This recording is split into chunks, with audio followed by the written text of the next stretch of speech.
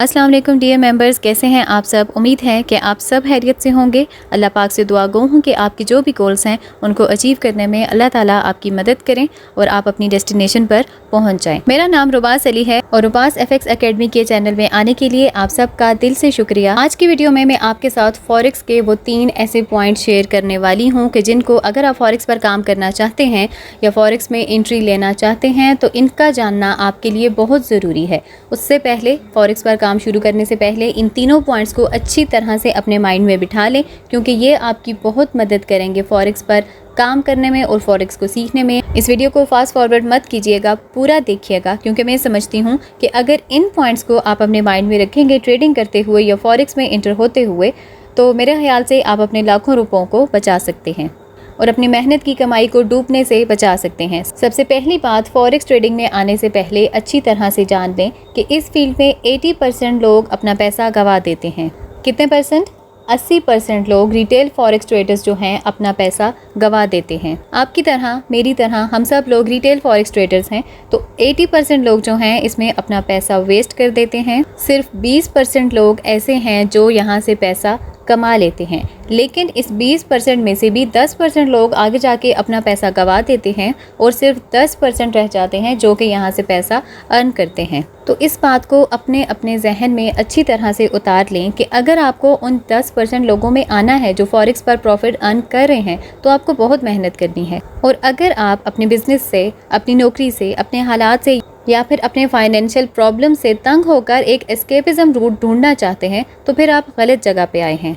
यहाँ पर डिसिप्लिन लोग, मेहनती लोग, चीज़ों को अच्छी तरह से समझ कर चलने वाले लोगों को प्रॉफिट मिलता है। अपने डेमो अकाउंट ट्रेडिंग को देखकर कभी भी ये मत समझिएगा कि ये बहुत आसान है। ये बिल्कुल भी आसान नहीं है। इसमें पैसा जितना ज़्यादा है, रिस्क भी उतना ही ज़्यादा है और उतनी ही मेहनत ज़्यादा है। तो पहली बात, सिर्फ 10% लोग यहाँ से प्रॉफिट अर्न कर सकते हैं।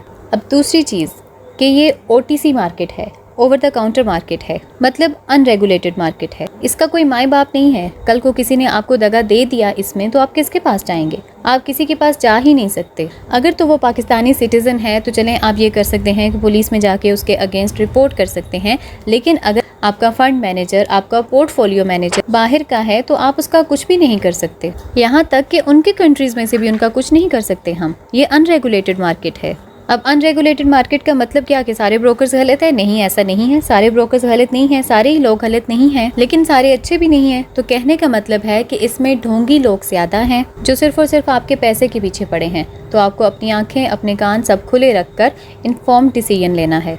इसलिए फॉरेक्स में या किसी भी ऑनलाइन बिजनेस में आपको मुहतात रहने की ज़रूरत है। You are suppose to be conscious, watch out, use your common sense and be diligent.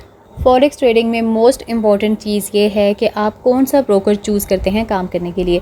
मैं अपनी वीडियो में आपको किसी भी ब्रोकर के बारे में नहीं बताऊंगी, क्योंकि मैं यहाँ पे ब्रोकर्स को प्रमोट करने के लिए ये वीडियो नहीं बना रही। हम सिंपली ये करते हैं कि जो भी नए स्टूडेंट्स हैं उनको सिखाने के लिए जो टूल्स हैं वो हम दे सकते हैं। बाकी हम किसी भी तरह का सजेशन नहीं दे रहे कि आप किसके साथ काम करें, लेकिन आप मुहतात रहें। जिसके साथ भी काम करना है पहले अच्छे से उसके बारे में इंफॉर्मेशन लें, उसके बाद काम शुरू करें।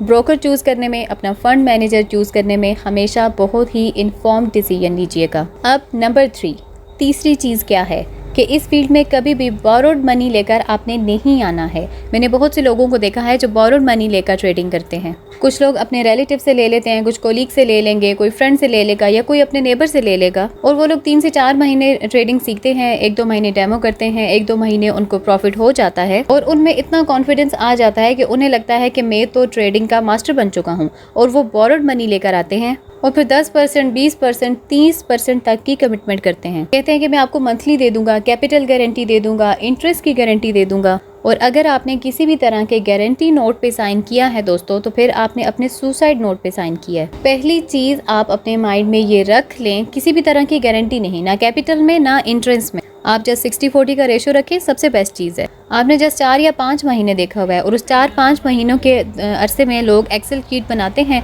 एक्सेल शीट को खींचते हैं, कहते हैं मुझे पहले महीने में इतना हुआ, दूसरे महीने में इतना हुआ, तीसरे महीने में इतना हुआ और करते करते 12वें महीने में मैंने पता नहीं 1 करोड़ 2 लाख और पता नहीं कैसी कैसी कहानियाँ बनाकर अपनी ही खुद की एक फैंटेसी दुनिया में रहते हैं। ऐसा कभी मत करें।